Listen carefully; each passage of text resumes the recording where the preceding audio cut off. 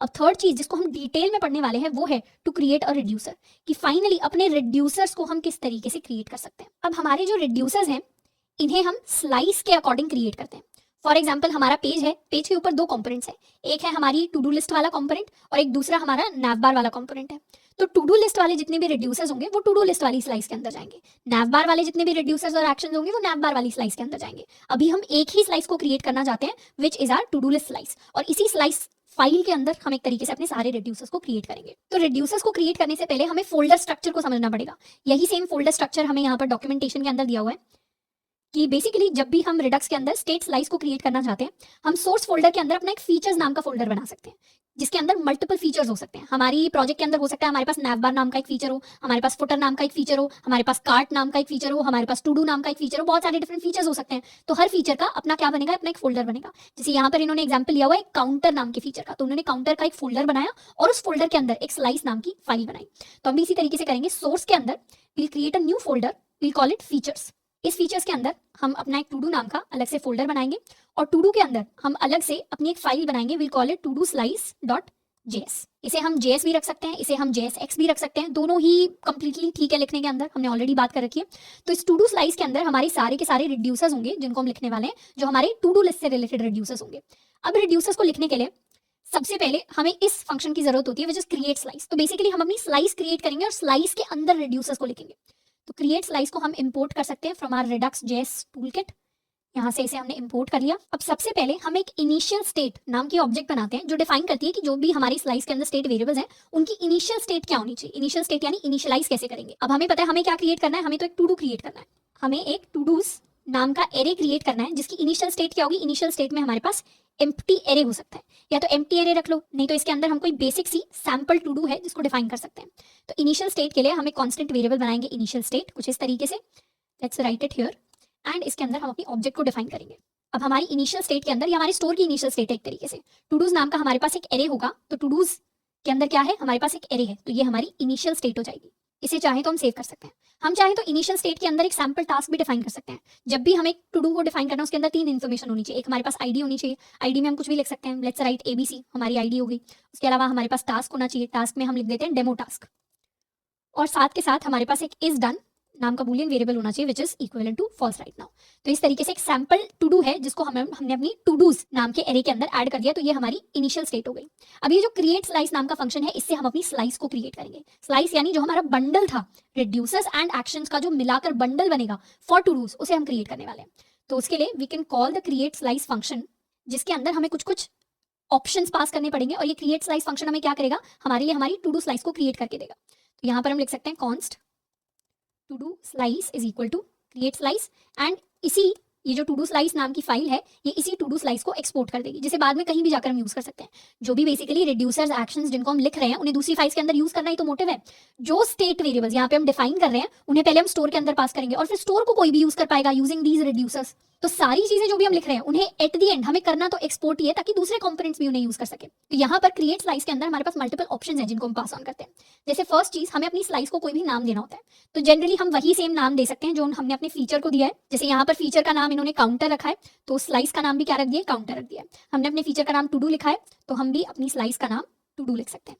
Second चीज, हमें अपनी इनिशियल स्टेट को पास करना पड़ता है, तो यहाँ हम अपने इनिशियल स्टेट वेरिएबल को पास कर सकते हैं, इस ऑब्जेक्ट को। हम चाहें तो यहाँ पे ये जो ऑब्जेक्ट है डायरेक्टली इसको यहाँ पर भी लिख सकते हैं, यानी इसे चाहें तो इस तरीके से यहाँ पे डिफाइन किया जा सकता है, उसमें भी कोई प्रॉब्लम नहीं है। पर हम इस तरीके से अगर चीजों को करेंगे तो वो हमारे लिए और बेटर रहेगा। एंड उसके बाद फाइनली हम अपने रिड्यूसर्स को डिफाइन करना स्टार्ट कर सकते हैं।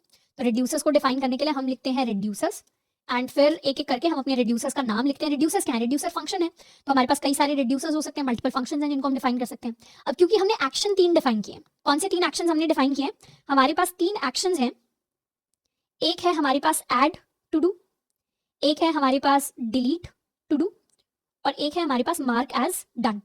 3 एक्शंस हैं जिनको हमने डिफाइन किया है, और इन्हीं एक्शंस के बेसिस पर 3 रिड्यूसर्स हैं जिनको हम क्रिएट कर सकते हैं। तो ये रिड्यूसर्स को इस तरीके से हम सोच सकते हैं, अगर एक्शन हमारा इवेंट है कि ये काम हो गया, ये इवेंट अकर कर गया, तो उसके बाद आप कुछ करो, उसके बाद स्टेट के अंदर कुछ चेंजेस लाओ। तो एक तरीके से रिड्यूसर क्या है, रिड्यूसर इवेंट हैंडलर है कि ये इवेंट हो गया अब उसको हैंडल कर दो, ये इवेंट हो गया अब उसको हैंडल कर दो। तो उसी तरीके से ये एक्शन हो गया अब स्टेट के अंदर चेंजेस ले आओ, ये एक्शन हो गया अब स्टेट के अंदर चेंजेस ले आओ। तो इस तरीके से हम अपने रिड्यूसर्स एंड एक्शंस के कॉम्बिनेशन को यूज करें स्लाइस के अंदर। अब रिड्यूसर्स को डिफाइन करने का एक स्पेसिफिक सिंटैक्स होता है रिडक्स के अंदर। रिड्यूसर्स को हम कहते हैं basically an object of functions. ये क्या है, रिड्यूसर्स के अंदर क्या पास कर रहे हैं, डायरेक्टली फंक्शन पास नहीं कर रहे, एक ऑब्जेक्ट पास कर रहे हैं जिसके अंदर हमारे फंक्शंस है। ये हमारा फर्स्ट फंक्शन है, ये हमारा सेकंड फंक्शन है। क्या है यहाँ पर, ये एरो फंक्शन ही तो है एक तरीके से। ये भी क्या है, ये एक एरो फंक्शन है जिसको नाम हमने दे दिया इंक्रीमेंट, ये एक एरो फंक्शन है जिसको हमने नाम दे दिया डिक्रीमेंट। तो उसी तरीके से हम भी रिड्यूसर्स के अंदर क्या पास करेंगे, एक ऑब्जेक्ट पास करेंगे और इस ऑब्जेक्ट के अंदर हमारे मल्टीपल फंक्शंस होंगे। सबसे पहला फंक्शन हमारे पास हो सकता है ऐड टू डू। तो ऐड टू डू के अंदर हम एक एरो फंक्शन क्रिएट करेंगे कुछ इस तरीके से। ये हमारा ऐड टू डू नाम का रिड्यूसर हो गया।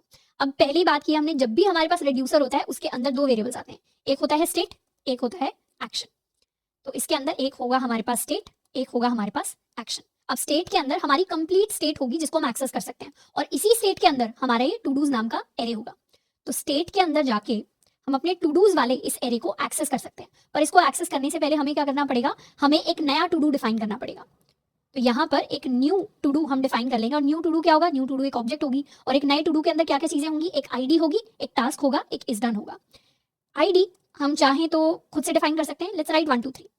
टास्क के अंदर हमारे पास क्या वैल्यू आएगी, हमें यहाँ पे अज्यूम करना है कि एक्शन के अंदर एक्शन आ गया होगा और पेलोड भी आ गया होगा। जैसे हमने पहले बात की थी कि हमारा जो ऐड वाला एक्शन होगा वो कुछ इस तरीके का दिखाई देगा जिसमें पेलोड के अंदर हमारा टास्क होगा। तो टास्क को एक्सेस करने के लिए हम लिख सकते हैं एक्शन डॉट पेलोड। तो एक्शन डॉट पेलोड लिखा तो क्या आ गया, हमारे पास हमारा टास्क आ गया। तो जब भी हम एक्शन लिख रहे हैं हम इस ऑब्जेक्ट को नहीं डिफाइन करेंगे, हमें इमेजिन करना है कि हमारी ऑब्जेक्ट कुछ इस तरीके की दिखाई देगी। जब हम डिलीट का एक्शन परफॉर्म करेंगे तो हमें इमेजिन करना है कि यहाँ पर टाइप के अंदर कुछ होगा और पेलोड के अंदर हमारे पास आईडी होगी जिसके बेसिस पे हम डिलीट करेंगे। तो एक्शन ऑब्जेक्ट को हमें इमेजिन करना है कि हमारी एक्शन ऑब्जेक्ट डिलीट वाले एक्शन के लिए कुछ इस तरीके की दिखाई देगी। उसके अंदर से हम डायरेक्टली डॉट पेलोड करके आईडी को निकाल सकते हैं। अब ये आईडी यहाँ पे आएगी कैसी, उसको हम कंपोनेंट के अंदर पास करेंगे, उसको यहाँ पे नहीं देख रहे, यहाँ पे तो अज्यूम करना है, इमेजिन करना है कि हमने आईडी भेज दी होगी और हम यहाँ पे डायरेक्टली आईडी को एक्सेस कर पा रहे हैं। तो एक्शन डॉट पेलोड से हमारे पास टास्क आ जाएगा। एंड थर्ड चीज जो हमारे पास होनी चाहिए टू डू के लिए वो है इज डन, जिसको शुरुआत में ही इज डन हम मार्क कर देंगे एज फॉल्स। अब यहाँ पर आईडी जो है हर एक न्यू टू डू के लिए हमारी आईडी यूनिक होनी चाहिए। उसके लिए हमारे पास डिफरेंट डिफरेंट फंक्शंस हैं जो आईडी जनरेट करते हैं। जैसे UUID हमारे पास एक फंक्शन होता था, UUID v4, जिसे हम यूज करते हैं to generate a new ID. अब उसके लिए तो हमें npm पैकेज अलग से डाउनलोड करना पड़ता है। रिडक्स के अंदर हमारे पास there is an additional function called nano ID जिसको हम इंपोर्ट कर सकते हैं। नैनो आईडी भी UUID वाला ही काम करती है, यानी एक आईडी हमारे लिए जनरेट करेगी, अ यूनिक आईडी। तो हम नैनो आईडी को यहाँ पर यूज कर सकते हैं to generate a new ID for us. तो इस तरीके से एक नई टू डू नाम की ऑब्जेक्ट हमने क्रिएट कर ली। अब इस ऑब्जेक्ट को हम क्या करेंगे, इस ऑब्जेक्ट को हम अपने टू डूज एरे के अंदर पुश कर देंगे। उसके लिए हम लिखेंगे स्टेट डॉट टू डूज, यानी स्टेट के अंदर टू डूज को एक्सेस किया, dot push new to do. सिर्फ इतना काम करना है मुझे मेरे रिड्यूसर में। ये मेरा ऐड टू डू वाला रिड्यूसर है जिसमें स्टेट और एक्शन है। मुझे पता है स्टेट और एक्शन क्या है। स्टेट मतलब मेरे स्टेट वेरिएबल्स की बात हो रही है, एक्शन मतलब जो इवेंट अकर हुआ है। एक्शन के अंदर मुझे अपना पेलोड मिलेगा, पेलोड यानी एक्स्ट्रा डेटा मतलब टास्क मिलेगा। उस टास्क को यूज करके उसके अंदर आईडी एंड इज डन को एक्स्ट्रा ऐड करके हमने एक न्यू टू डू क्रिएट कर दिया और अब इस न्यू टू डू को हम अपने टू डूज नाम के एरे के अंदर पुश कर रहे हैं। अब यहाँ पर एक मेजर डिफरेंस आपने नोटिस किया होगा as compare to normal React. वो ये नोटिस किया होगा कि स्टेट वेरिएबल एरे के अंदर डायरेक्टली हमने वैल्यू को पुश कर दिया। ये तो क्या हो गया, this is called direct mutation of the array.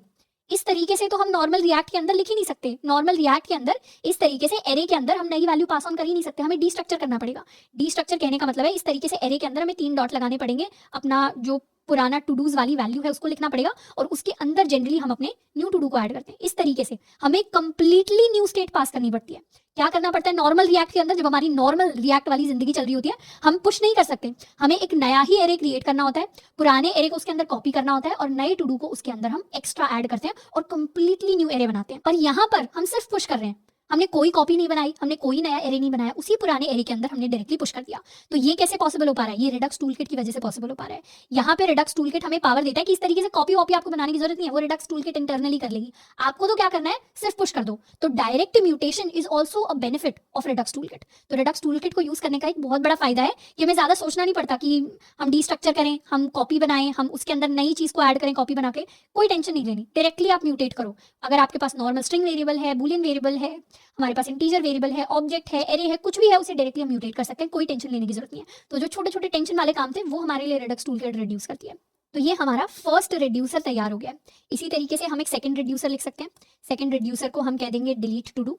Delete to do के अंदर भी हमारा एक एरो फंक्शन आएगा।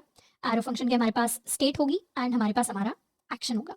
अब डिलीट टू डू के अंदर हमें क्या करना है, अपनी टू डू लिस्ट से हमें बेसिकली एक्शन के अंदर जो पेलोड में आईडी आएगी, पेलोड के अंदर आईडी होगी, उस आईडी को हटा देना है। तो हम उसके लिए फिल्टर मेथड को यूज कर सकते हैं एरेज के।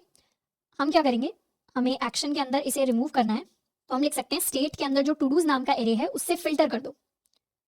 किस चीज को फिल्टर करना है, इंडिविजुअल जो हमारे पास टू डू है, उन टू डूज में हमारी जो टू डू की आईडी है that should be not equal to हमारे एक्शन का पेलोड। इस लाइन को ध्यान से समझना है कि हमारा जो स्टेट के अंदर टू डूज है उसे फिल्टर इस तरीके से करना है कि वो सारे टू डूज निकाल लो जिनकी आईडी इसके इक्वल ना हो, क्योंकि ये आईडी तो हमें डिलीट करनी है। तो एक्शन डॉट पेलोड के अंदर हमारी आईडी होगी, जिस टू डू की आईडी के साथ मैच करेगी वो फिल्टर आउट नहीं होगा। एंड यहाँ से हमारे पास एक नया एरे क्रिएट होकर आ जाएगा जिसे डायरेक्टली हम स्टोर करा सकते हैं स्टेट डॉट टू डूज के अंदर। तो इस तरीके से हम एक ही सिंगल लाइन में एरे के अंदर से उस वैल्यू को डिलीट कर देंगे। तो ये हमारा डिलीट टू डू वाला फंक्शन हो गया। एंड हम एक मार्क एज डन वाला फंक्शन भी क्रिएट कर सकते हैं। मार्क एज डन में भी हमारे पास स्टेट आएगी, हमारे पास एक्शन आएगा। मार्क एज डन में हमारी जो आईडी होगी वो दोबारा से एक्शन डॉट पेलोड के अंदर होगी। इस आईडी वाला एलिमेंट हमें सर्च करना है और उसके लिए इस डन को हमें मार्क करना है एज ट्रू। तो उसके लिए हम मैप फंक्शन को यूज कर सकते हैं। We can write state dot to dos dot map और हर एक इंडिविजुअल टू डू को हम मैप कर लेंगे। और टू डू के अंदर basically if my to do dot I D is equal to, यहाँ डबल इक्वल टू लगा लेते हैं, is equal to my action dot payload, जिसके अंदर हमारी आईडी होगी जिसे हमें मार्क एज डन करना है। तो उस केस में हम क्या रिटर्न करेंगे, उस केस में हम to do dot is done को मार्क कर देंगे एज ट्रू। और ये जो मैप फंक्शन है ये एक नया एरे रिटर्न करेगा और उस एरे को हम स्टोर करा लेंगे अपने स्टेट डॉट टू डूज के अंदर। तो इस तरीके से हमारा मार्क एज डन वाला रिड्यूसर कंप्लीट हो गया। तो फाइनली हमारे 3 रिड्यूसर्स बने, इसे भी रिमूव कर लेते हैं। Finally we have 3 reducers. First reducer is add to do, second reducer is delete to do, third reducer is mark as done. 3 अलग अलग रिड्यूसर्स हैं जो हमारी स्टेट को किसी ना किसी तरीके से चेंज कर रहे हैं और हमें नई अपडेटेड स्टेट जो है वो रिटर्न करके दे रहे हैं। तो इन जनरल अगर हम समराइज करें तो हमारा रिड्यूसर कुछ ऐसा दिखता है जिसमें हम स्टेट और एक्शन को पास ऑन करते हैं और वो हमारी स्टेट को अपडेट करने का काम करते हैं। अब इस फाइल के लास्ट में हमें इन सारी चीजों को एक्सपोर्ट करना पड़ेगा ताकि हम इन्हें दूसरी फाइल्स के अंदर यूज कर सकें। एक तो हम एक्सपोर्ट डिफॉल्ट करते हैं अपने to do slice dot reducers को, तो इससे जो हमारे इंडिविजुअल रिड्यूसर्स हैं वो हमारे पास एक्सपोर्ट होकर आ जाते हैं। तो बाद में जाकर जब हम कंपोनेंट्स के अंदर यूज करेंगे तो हम इंडिविजुअल रिड्यूसर्स को यूज करेंगे। जैसे हमें सिर्फ अगर किसी टू डू को डिलीट करना है तो सिर्फ इस रिड्यूसर को यूज किया जाएगा। जब हमें किसी टू डू लिस्ट को, नई टू डू को, टास्क को ऐड करना है अपनी लिस्ट के अंदर तो इस रिड्यूसर को हम यूज करेंगे। पर इसके अलावा we have to write one more line which is export const. हम क्या करते हैं, अपने ऐड टू डू, अपने डिलीट टू डू एंड अपने mark as done to do, इसे इक्वेट कर देते हैं to do slice dot actions. अब इस लाइन को लिखने का एग्जैक्टली मतलब क्या है, यहाँ पर डॉक्यूमेंटेशन के अंदर लिखा भी हुआ है कि action creators are generated for each case reducer function. जो हमारे पास रिड्यूसर फंक्शंस होते हैं उन सब के लिए टूलकिट क्या करता है, ऑटोमेटिकली एक्शन क्रिएटर्स जनरेट करता है। Action creators are basically functions that create action objects. Action एक प्रॉपर ऑब्जेक्ट होती है। अब वो ऑब्जेक्ट हम नहीं बना रहे तो किसी को तो जनरेट करनी पड़ेगी। कौन जनरेट करता है, कौन क्रिएट करता है, रिडक्स टूलकिट के अंदर ऑटोमेटिक एक्शन क्रिएटर्स होते हैं, ऐसे फंक्शन जो एक्शन ऑब्जेक्ट को जनरेट करते हैं। पर रिडक्स को कैसे पता चले कि कौन कौन से एक्शन ऑब्जेक्ट्स क्रिएट होने चाहिए, तो उसके लिए हम इस लाइन को लिखते हैं to do slice dot action, ताकि जितने भी रिड्यूसर हर इंडिविजुअल फंक्शन के लिए, जैसे to do, add to do के अंदर क्या एक्शन ऑब्जेक्ट क्रिएट होनी चाहिए, डिलीट टू डू के अंदर कैसे एक्शन ऑब्जेक्ट क्रिएट होनी चाहिए, वो ऑटोमेटिकली क्रिएट करने वाला हमारे पास एक फंक्शन आ जाएगा। तो Redux toolkit automatically generates action creators which are functions that create action objects. Also एक और चीज कि रिडक्स टूलकिट के अंदर it lets you write simpler immutable update logic using mutating syntax. यानी जो हमने एरे के अंदर डायरेक्टली पुश कर दिया, किसी और वेरिएबल के अंदर भी अगर चेंज करना होता है डायरेक्टली, तो वो ऐसे तो फंक्शनल प्रोग्रामिंग के अंदर पॉसिबल नहीं है। यानी हम जो काम करने की कोशिश कर रहे हैं, हम जो अपडेशन करने की कोशिश कर रहे हैं लॉजिकली, वो इम्यूटेबल अपडेशन है, पर उसको लिख करने के लिए हम म्यूटेटिंग सिंटैक्स यूज करते हैं। यानी ऐसा सिंटैक्स जो डायरेक्टली डेटा को जाके म्यूटेट कर रहा है। तो ये जो कैपेबिलिटी है, ये जो पावर है, ये जो शक्ति है, ये हमें कौन दे रहा है, ये हमें हमारी रिडक्स टूलकिट प्रोवाइड कर रही है। तो इस तरीके से हमने अपने कंप्लीट स्लाइस को जनरेट कर लिया है। इनफैक्ट आप अगर किसी भी प्रोजेक्ट के ऊपर काम कर रहे हो, if you have to create a slice, उसका यही सिंटैक्स होता है। इसे हम इंपोर्ट करेंगे, इनिशियल स्टेट को डिफाइन करेंगे, अपनी स्लाइस को डिफाइन करेंगे, नाम लिखेंगे, इनिशियल स्टेट लिखेंगे, रिड्यूसर फंक्शंस लिखेंगे, लास्ट में जाके ये 2 काम कर देंगे। तो इस तरीके से हमारी स्लाइस हमारे लिए कंप्लीट हो गई है। नेक्स्ट स्टेप जो डॉक्यूमेंटेशन के अंदर होता है, which is to add slice reducers to the store. 3 काम करने थे हमें, या पिछले पेज पर आ जाते हैं। बेसिकली स्टोर को लिखना था, फिर एक्शंस को डिफाइन करना था, फिर रिड्यूसर्स लिखने थे। अब रिड्यूसर्स को जाके स्टोर के अंदर हम ऐड कर देंगे। वो काम करने के लिए we basically have to go back to our store dot JS and इसके अंदर हम ऐड कर देंगे अपने, अच्छा ऐड करने से पहले हमें इंपोर्ट करना पड़ेगा। किसे इंपोर्ट करना पड़ेगा, यहाँ पे इसे इंपोर्ट करना पड़ेगा, ये जो to do slice dot reducer है। तो हम to do slice dot JS को इंपोर्ट कर लेंगे। इसे हम टू डू रिड्यूसर कह सकते हैं, is equal to from dot dot slash हमारे फीचर्स, फीचर्स के अंदर टू डू के अंदर हमारी टू डू स्लाइस है। और यहाँ पर हम पास कर देंगे अपने, और यहाँ पर ऑब्जेक्ट की जगह हम क्या पास करेंगे, हम अपना टू डू रिड्यूसर पास करेंगे, which is basically an object. जो हम यहाँ पे टू डू स्लाइस के अंदर रिड्यूसर पास ऑन कर रहे हैं, it is already an object, तो इसे हम यहाँ पर पास ऑन कर देंगे। तो ये तो हमारा बेसिक फॉर्मेट हो गया, जिस तरीके से हमने स्टोर, एक्शंस एंड रिड्यूसर्स को क्रिएट कर लिया। ये हो गया हमारा रिडक्स वाला काम। अब बात करते हैं अपने कंपोनेंट्स वाले काम की, कि किस तरीके से अपनी टू डू लिस्ट को हम बिल्ड कर सकते हैं।